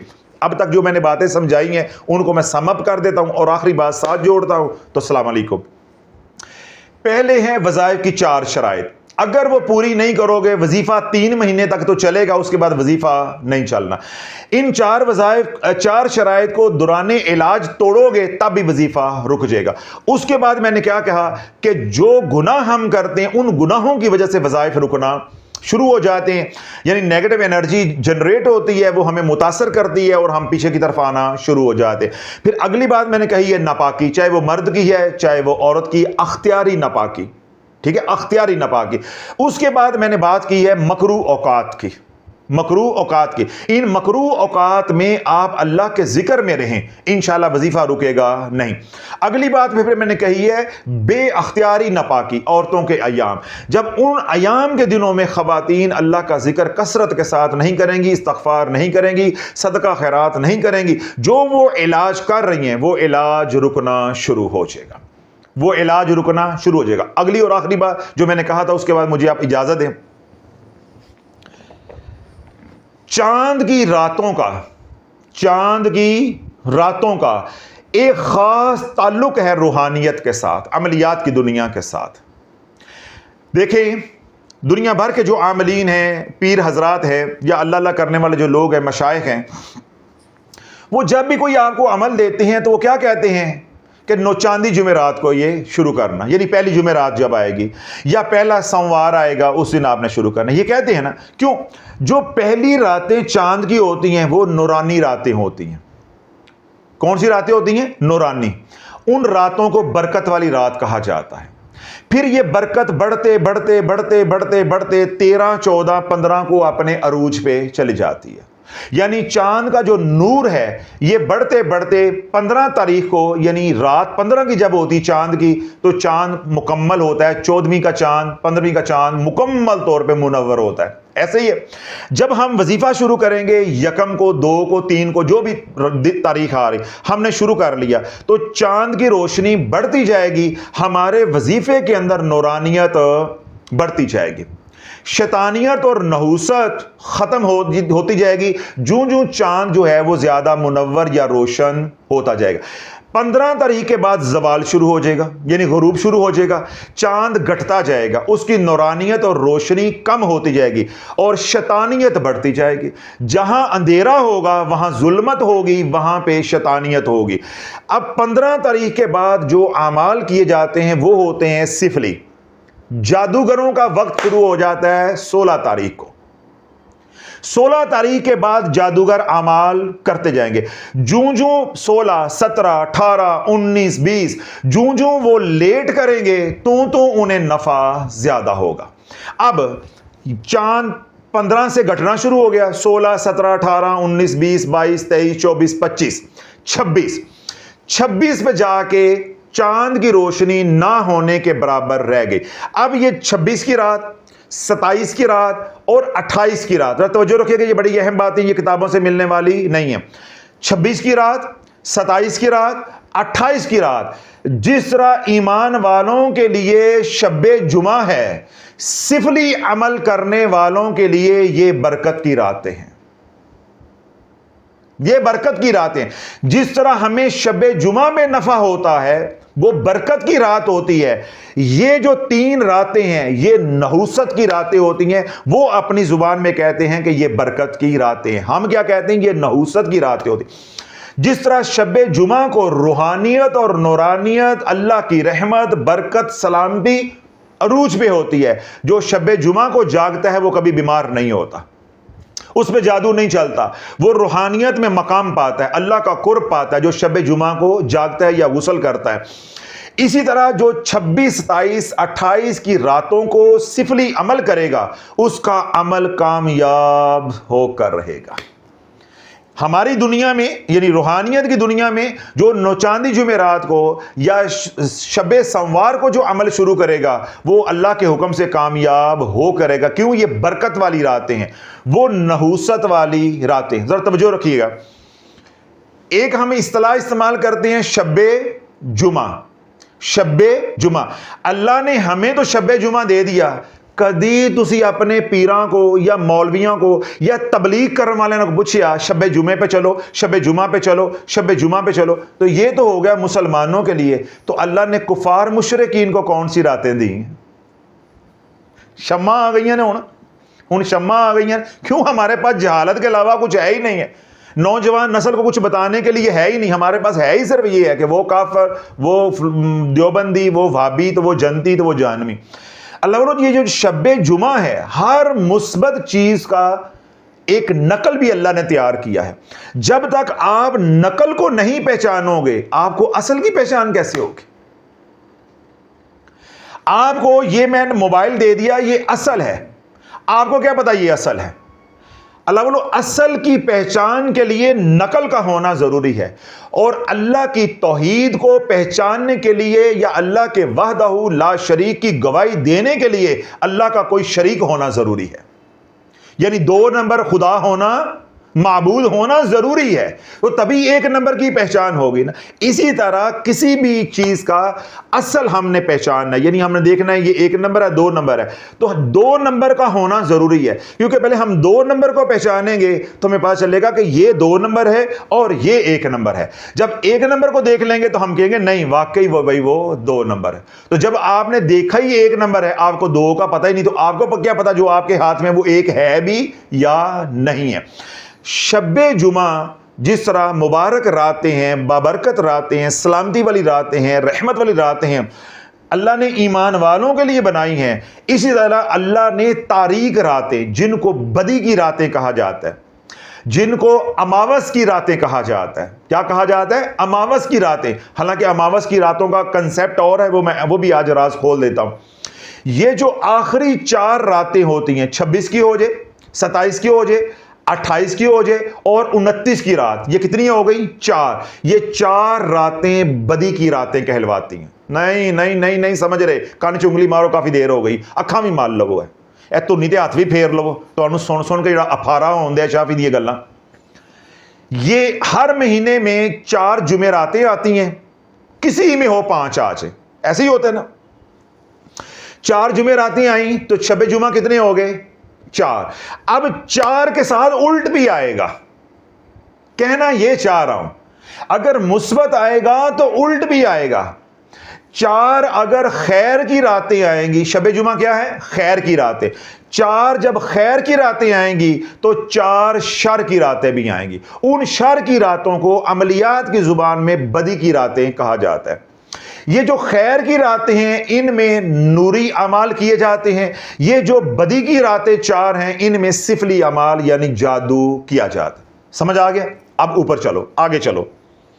ये 4 रातें हर महीने में आ गई या किसी में 5 आ गई, ऐसे ही होगा ना। अगर 5 आएंगी तो इधर भी 5 आएंगी। इधर क्या होगा? 26, 27, 28, 29 और 30। जिस महीने चांद 30 का हो जाएगा, यानी अगर इधर 5 जुमेरातें आएंगी तो इधर 5 बदी की रातें भी आएंगी, इधर 5 खैर की रातें आएंगी, इधर 5 शर की रात। अगर इधर 4 शब्बे जुमा आएंगे तो इधर 4 बदी की रातें भी आएंगी। ठीक हो गया?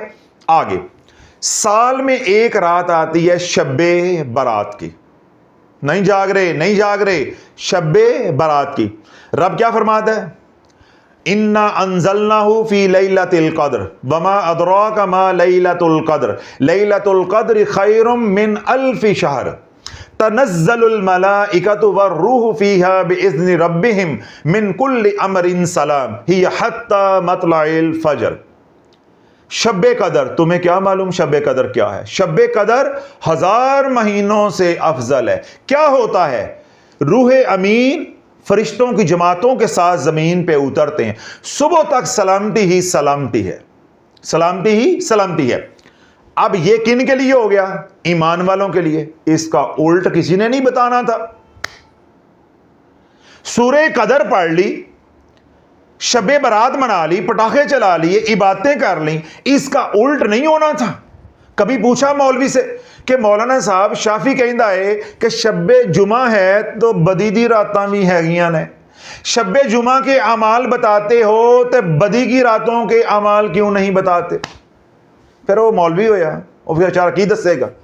और तुसी वैसे देसी पीती ही है, कुपियां दी कुपियां चाड़ियां, रसाले घोल घोल के पीते ने, मावा ने तवीद पिलाए ने, तो फुफियां ने तवीद ही घोल घोल के पिलाए ने, तो तवीज़ां का नशा चढ़िया है। तुम्हें कैसे ये बातें समझ आनी थी? या तुमने अपने मौलवियों से पूछनी है, जाके पीरों से पूछनी, तुझे तो कहना ये पीर साहब लिफाफा फड़ो तो सानू एक पुड़ी तवीता दी देवो ताकि जांदा ही काका हो जाए, ठा फा हो जाए, फुफी दे घर जाके सुटिए ते इंज चले जिंज अनार चलता है। हमारी तो ये ख्वाहिशात है। जिस तरह अल्लाह बोलो खैर की रातें 4 हैं, इधर बदी की रातें 4 हैं। फिर आ गई शब बारात। तो शब बारात साल में कितनी बार आती है? 6 बार, 7 बार, 2 बार, 1 बार। इसका मतलब है कि शब बारात का भी कोई उल्ट आएगा, कोई उल्ट आएगा। अब पहले हम बात को समेट लें। जिन दिनों में शबे जुमा आएगा, आप जो वज़ाइफ पढ़ रहे होंगे उनकी नौरानियत बढ़ेगी। यानी वो वजीफा पढ़ते पढ़ते जुमेरात आ गई, जुमा आ गया, उसकी नौरानियत बढ़ेगी। जब यही वज़ाइफ पढ़ते पढ़ते आप बदी की रातों में दाखिल हो जाएंगे तो आपके अमल के ऊपर मनफी असरात आना शुरू हो जाएंगे, नेगेटिविटी आपको मुतासर करना शुरू कर देगी। शबे जुमा है, शबे जुमा है, उसमें हम क्या करते हैं? बावजू होते हैं, तहारत अख्तियार करते हैं, गुस्ल करते हैं, नए कपड़े पहनते हैं, मस्जिद में वक्त गुजारते हैं, अल्लाह अल्लाह करते हैं। बदी की रातों में बदी से बचने के लिए अल्लाह का जिक्र कसरत के साथ करो और अपनी जान का सदका दो। अगर बदी की रातों में 26, 27, 28, 29, 30 4 आ रही हैं तो 4, 5 आ रही हैं तो 5, आमाल करने वाले लोगों से मुखातिब हूं। अगर आमाल कर रहे हो, तुम्हारा वजीफा चल रहा है, तुम्हारा जादू का इलाज चल रहा है, बदी की रातों में तुमने खून ना बहाया, अपने अमल का सदका ना दिया, तेरा अमल फासद होकर रहेगा। अमल की नौरानियत खत्म हो जाएगी, अमल रुक जाएगा या अमल अटकना शुरू हो जाएगा। फिर अगले महीने दोबारा बदी की रातें आई तो क्या होगा? अमल और रुक जाएगा। फिर तीसरे महीने डक्का लग जाएगा। ओ फिर डक्का क़यामत तक नहीं खुलता, ओदा ना है रजत। अब रजत पढ़ के रहनी है, रजत पढ़ के रहनी। क्यों? जो मूनलेस नाइट्स हैं उन्होंने हमारी रूहानियत को बर्बाद करना होता है। मूनलेस जो नाइट्स है यानी जो अंधेरी रातें हैं, जिनको बदी की रातें या शर की रातें कहा जाता है, इन्होंने हमारी रूहानियत को, नूरानियत को, अमलियात को, वज़ाइफ को बर्बाद करना होता है। जब उन रातों में हम खून नहीं बहाएंगे, पाक साफ नहीं रहेंगे, गुस्ल नहीं करेंगे, शैतानी असरात से नहीं बचेंगे, वजीफा चलते चलते स्लो हो जाएगा तो खुरा फूफी दे घर पहुंच जाएगा। इन्नी टोटल गल है, इन्नी टोटल गल। अब देखो, ये शब जुमा का कंसेप्ट क्लियर हो गया। अब साल में एक रात होती है शबे बारात की। अब शबे बारात मुसलमानों के लिए है, 1000 महीनों से बेहतर है, सलामती ही सलामती है, खैर ही खैर है, फरिश्ते उतरते हैं, हमारी बंदिशें खुलती हैं, हमारा रिस्क खुलता है, हमारे घर से बलाएं दूर होती हैं, हमारे घर से बीमारियां दूर होती हैं। हदीस पाक में आता है कि जिस घर में कोई इबादत कर रहा होता है, फरिश्ते उससे मुसाफा करते हैं। क्या करते हैं? मुसाफा करते हैं। जो नमाज पढ़ रहे होते हैं उनके साथ फरिश्ते मानका करते हैं। जब फरिश्ते हमें मस करते हैं तो हेलिंग एनर्जी, नहीं समझ रहे, हेलिंग एनर्जी मुंतकल होगी। फरिश्ते हमें पर मारेंगे तो हेलिंग एनर्जी, क्योंकि वो नूर है, हेलिंग एनर्जी का मंबा है, वो पर मारेंगे, हेलिंग एनर्जी आएगी, हमारी बीमारियां खत्म होंगी। वो मुसाफा करेंगे तो फैज़ मुंतकल होगा, नेगेटिव एनर्जी खत्म होगी, हमारी बंदिशें खुलेगी। अगर हम नमाज पढ़ रहे हैं उस वक्त वो हमारे घर में फेरा डालते हैं तो वो हमें हदीस पाक के मुताबिक मानका करते हैं, तो तब भी इतनी हेलिंग एनर्जी आ जाएगी, हमारी बंदिशें टूट जाएंगी और जो हम वज़ाइफ कर रहे हैं उन मकासद में अल्लाह हमें कामयाब कर देगा। अब घर में जब फरिश्ते आती है, वो जमात आती है, वो जमात लाखों पे मुश्तमिल है। तो जिस घर में लाखों फरिश्ते एक बार फेरा डालकर निकल जाएंगे, वहां नेगेटिव एनर्जी रफू चक्कर हो जाएगी। अब जरा जागते रहना है तो अखा भी खुलियां रखनी। अब ये बात इधर, शब बारात गुजर गई, हमने नफे उठा लिए। साडे मौलवी ने कदी अज तक इस टॉपिक ते बयान नहीं किया कि अमावस की रात क्या होती है। शब्बे बारात पे जोर है, अमावस की रात क्या होती है। अल्लाह, जिस तरह शब्बे बारात साल में एक बार आती है, साल में अमावस की रात भी एक ही आती है। और वो रात कौन सी होती है?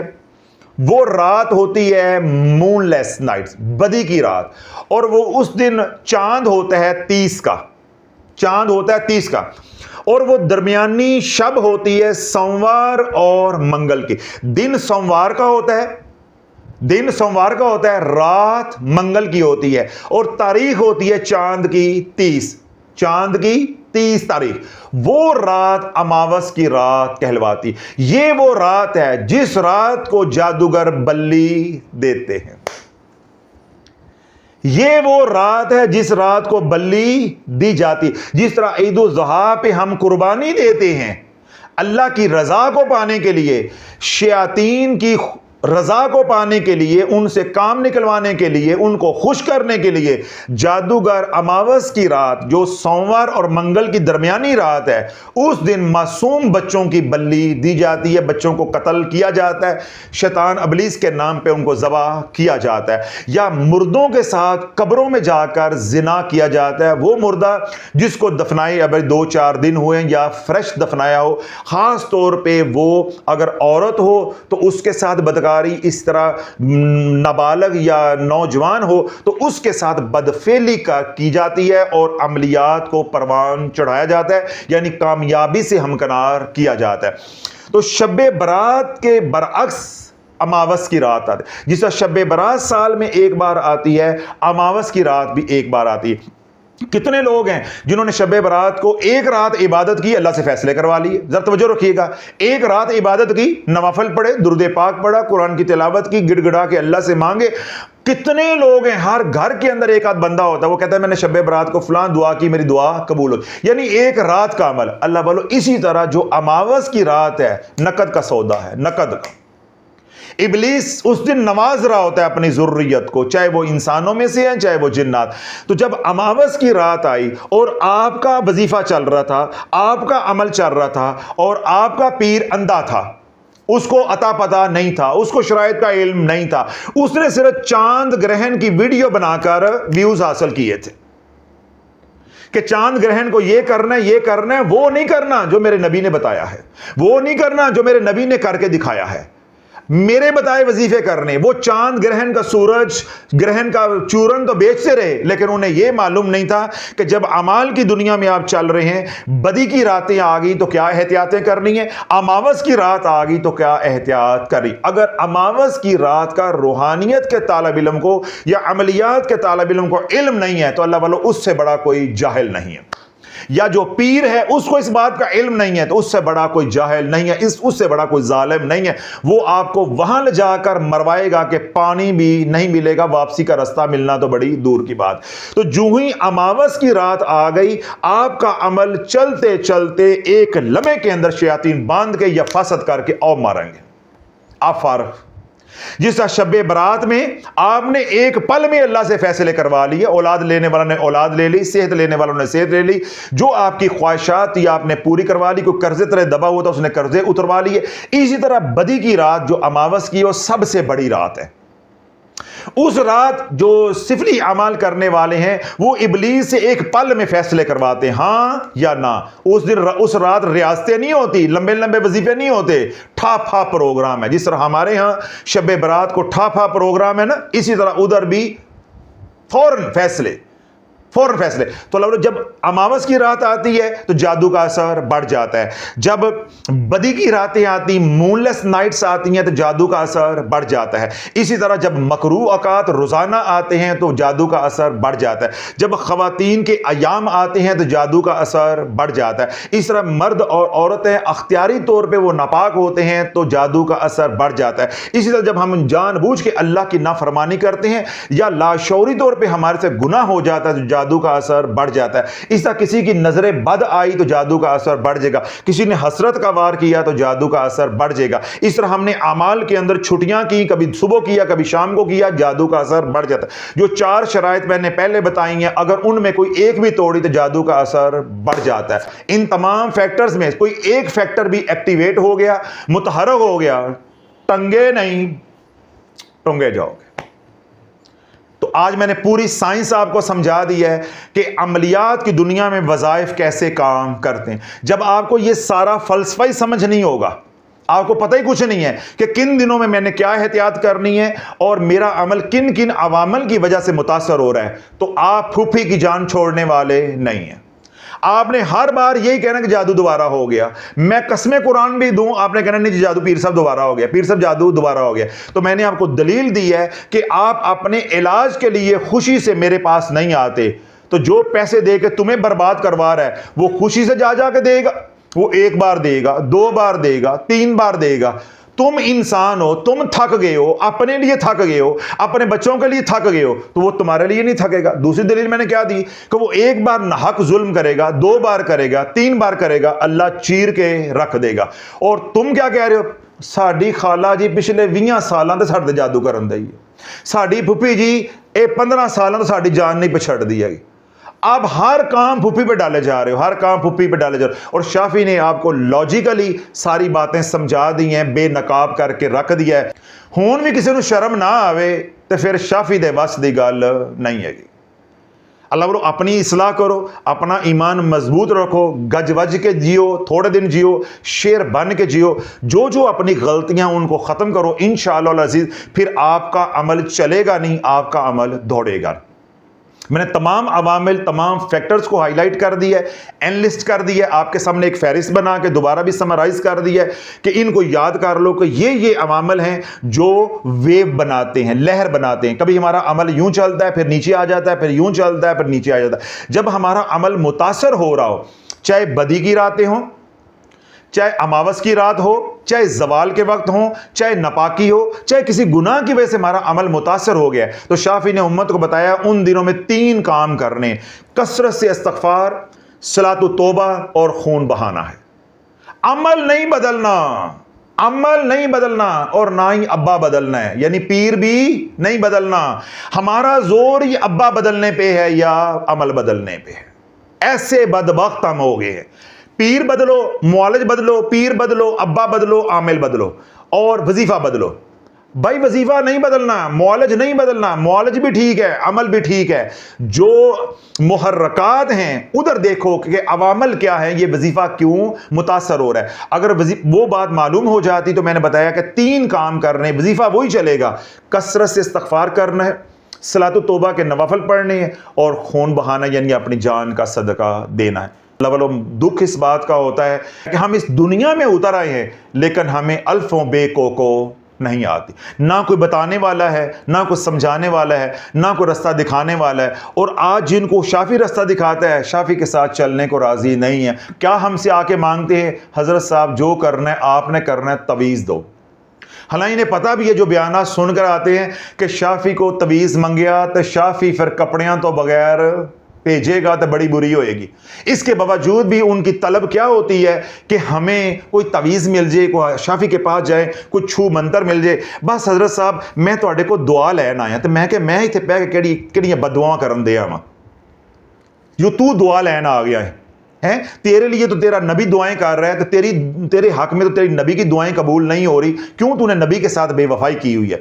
हजूर के साथ सुलह कर लो, हजूर के साथ प्यार करो, हजूर की गुलामी वाली ज़िंदगी गुजारो और जो अमाल कर रहे हो उनको टका के करो, यकीन कामिल के साथ करो। जो मैंने फैक्टर्स बताए उन पर निगाह रखो। जब वजीफ़ा चलता रुकना शुरू हो जाए तो 3 काम करने हैं। कौन कौन से?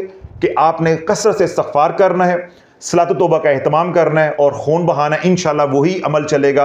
शराइत को पूरा करके चलाते रहो, इंशाल्लाह उसी अमल से आप पार लग जाओगे। आज के बाद ना अब्बा बदलना है और ना अमल बदलना है। अल्लाह रब्बुल इज़्ज़त मेरी इस सदा को, इस आवाज़ को, जो अमलियात की दुनिया के, रूहानियत की दुनिया के मुसाफिर हैं, उनके लिए हिदायत का ज़रिया बनाए। जिनको ये बातें मालूम थी उन्हें तो सो मालूम थी, जिनको ये बातें मालूम नहीं है, आपको आज मालूम हुई हैं, तो इन बातों को उन लोगों तक पहुँचाएँ जो बार बार मायूस होते हैं कि हमारे पे कोई जादू कर दे, ताकि उनके अंदर से ये गलत फहमी निकले कि जादू नहीं होता। जादू के अंदर, इलाज के अंदर उतार चढ़ाव आता है। इस उतार चढ़ाव को कंट्रोल करना या इसको परखना ये मुआलिज का काम होता है, लेकिन हमारे मुआलिज को इतना इल्म नहीं होता। तो अल्लाह रब्बुल इज़्ज़त दुखी, अल्लाह उनको दुख दूर अता फरमाए। जो सुखी अल्लाह उनके सुखों में बरकतें अता फरमाए। जो गलत वज़ाइफ पढ़ के उजड़े हैं, अल्लाह उनको भी हिदायत अता फरमाए, उनको भी अल्लाह रास्ता दिखाए। वो तमाम हजरात जो रूहानी मरीज़ हैं, बदनी मरीज़ हैं, घरों में हैं, अस्पतालों में हैं, मर्द हैं, औरतें हैं, बच्चे हैं, बूढ़े हैं, अरबी हैं, अर्जमी हैं, शहरी हैं, देहाती हैं, अल्लाह सबको शिफाए कामिला आजिला अता फरमाए। वो तमाम हज़रात जिन्होंने हमें दुआओं के लिए कहा है, हमारी अल्लाह इल्तिजाओं को उनके हक़ में कबूल मंजूर फरमाए। वो तमाम हज़रात जो सिलसिला अलिया कादरिया शाफिया में मुरीद हैं, खानका दारुल शिफा के साथ जुड़े हुए हैं, शाफिया सोशल मीडिया के मुतल्लकीन हैं, मुहिब्बीन हैं, मुखलिसीन हैं, अल्लाह उनकी जान की, माल की, औलाद की, ईमान की, इज़्ज़त की हिफाज़त फरमाए। वो तमाम हज़रात जो खानका की माली, बदनी, वक्ती खिदमत करते हैं या सिलसिला अलिया कादरिया शाफिया के लिए दिन भर रात भर प्यार भरी मोहब्बत भरी दुआएं करते हैं, अल्लाह उनको हर तरह के शर से, मर्ज से, कर से महफूज रखे। जो हमने मांगा अल्लाह वो भी अता फरमाए, जो हम नहीं मांग सके, हमारी ज़रूरतें अल्लाह बिन मांगे अता फरमाए। बिलखसूस वो लोग जिनके हमारे पे हकूक़ हैं कि हम उनके लिए दुआए खैर करें, हम दुआए खैर कर ना सके, अल्लाह उनको बिन मांगे अता फरमाए। वो तमाम हज़रात जिन्होंने दुआओं के लिए हमें कहा, उन्होंने दुआएं हम तक पहुँचाई, हम उनकी दुआएं अपनी नलायकी की वजह से अल्लाह की बारगाह में पेश ना कर सके, तो अल्लाह बिन मांगे अता फरमाए। जो हमने मांगा अल्लाह वो भी अता फरमाए, जो हम नहीं मांग सके, हमारी ज़रूरतें अल्लाह दिलों के भेद जानता है, जिन बातों का हम सवाल नहीं कर सके अल्लाह बिन सवाल के हमें जवाब अता फरमाए। सुब्हान रब्बिका रब्बिल इज़्ज़ति अम्मा यसिफून व सलामुन अलल मुरसलीन वल्हम्दुलिल्लाहि रब्बिल आलमीन।